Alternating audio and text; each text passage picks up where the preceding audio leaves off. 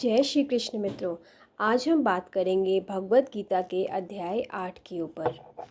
अक्षर ब्रह्म योग के दिव्य ज्ञान से परिचित होंगे। यह अध्याय भगवान श्री कृष्ण और अर्जुन के बीच मृत्यु, आत्मा और परम ब्रह्म की गूढ़ चर्चा को प्रकट करता है। अर्जुन भगवान से प्रश्न करते हैं, हे केशव, वह ब्रह्म क्या है, कर्म क्या है और अंत समय में आपको कैसे जाना जा सकता है। भगवान श्री कृष्ण उत्तर देते हैं, ब्रह्म वह अविनाशी तत्व है जो कभी नष्ट नहीं होता। आत्मा उसी ब्रह्म का अंश है और कर्म का अर्थ है वह कार्य जो सभी जीवों को उनके कर्मों के अनुसार बंधन में डालता है। भगवान कहते हैं, जो व्यक्ति मृत्यु के समय मुझे स्मरण करता है वह निश्चय ही मुझे प्राप्त होता है। जैसा अंतिम चिंतन वैसी ही अगली गति होती है। इसलिए श्री कृष्ण अर्जुन से कहते हैं, हे अर्जुन, हर समय मेरा स्मरण और मेरा भजन करते हुए युद्ध करो, तब तुम मुझे ही प्राप्त करोगे। भगवान आगे कहते हैं, जो व्यक्ति ओम शब्द का उच्चारण करते हुए परमात्मा का ध्यान करता है और शरीर त्यागता है वह परम धाम को प्राप्त होता है। इस अध्याय में भगवान दो मार्गों का वर्णन करते हैं, देवयान मार्ग यानी प्रकाश का मार्ग जिससे जाकर आत्मा परम धाम को प्राप्त करती है, पितृयान मार्ग यानी अंधकार का मार्ग जिससे आत्मा पुनर्जन्म को प्राप्त होती है। यह अध्याय हमें सिखाता है कि जीवन का अंतिम लक्ष्य केवल परमात्मा की प्राप्ति है और वह प्राप्त होती है सतत भक्ति, ध्यान और अंतिम समय के एकाग्र स्मरण से।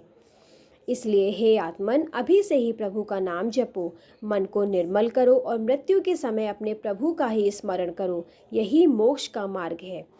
यह था अध्याय 8, जो कि बहुत ही सुंदर और सरल शब्दों में मैंने बताया है। आपको ये वीडियो कैसा लगा मुझे ज़रूर बताएं। मिलते हैं अगले अध्याय में, तब तक के लिए जय श्री कृष्ण।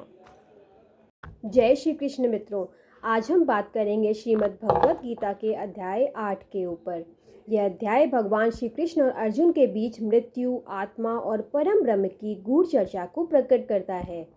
अर्जुन भगवान से प्रश्न करते हैं, हे केशव, वह परम ब्रह्म क्या है, कर्म क्या है और अंत समय में आपको कैसे जाना जा सकता है। भगवान श्री कृष्ण उत्तर देते हैं, वह अविनाशी ब्रह्म वह अविनाशी तत्व है जो कभी नष्ट नहीं होता। आत्मा उसी ब्रह्म का अंश है और कर्म का अर्थ है वह कार्य जो सभी जीवों को उनके कर्मों के अनुसार बंधन में डालता है।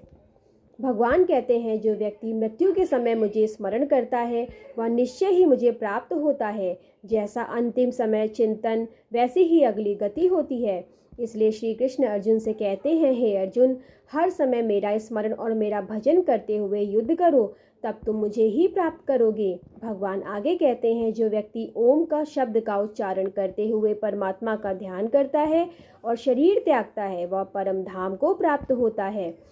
इस अध्याय में दो मार्ग बताए गए हैं, पहला प्रकाश की ओर और दूसरा अंधकार की ओर। देवयान मार्ग यानी कि प्रकाश का मार्ग जिसमें जाकर आत्मा परम धाम को प्राप्त करती है। पितृयान मार्ग यानी अंधकार का मार्ग जिससे आत्मा पुनर्जन्म को प्राप्त होती है। यह अध्याय हमें सिखाता है कि जीवन का अंतिम लक्ष्य केवल परमात्मा की प्राप्ति है और वह प्राप्त होती है सतत भक्ति, ध्यान और अंतिम समय के एकाग्र स्मरण से। इसलिए हे आत्मन, अभी से ही प्रभु का नाम जपो, मन को निर्मल करो और मृत्यु के समय अपने प्रभु का ही स्मरण करो। यही मोक्ष का मार्ग है। तो यह था अध्याय 8 जो कि मैंने आपको बताया। मेरा वीडियो कैसा लगा मुझे ज़रूर बताएं। मेरे चैनल को लाइक, शेयर, सब्सक्राइब ज़रूर करें। धन्यवाद। जय श्री कृष्ण।